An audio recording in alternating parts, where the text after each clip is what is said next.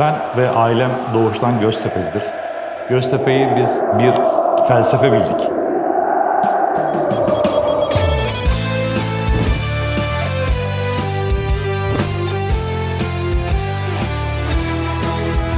Göztepe Spor Kulübü açısından tarihimizin en önemli sponsorluk anlaşmalarından birini imzalamak üzere bir araya gelmiş bulunuyoruz. Dünyada hiçbir yerde bu kadar güzel bir taraftarı bulamazsınız. Biz de bu takıma nasıl destek oluruz diye düşündük. Hep birlikte karar aldık ve böyle bir destekle yola çıktık. İnşallah hayırlısı olur. Temennim o ki Avrupa'da da top koştururuz bu sene.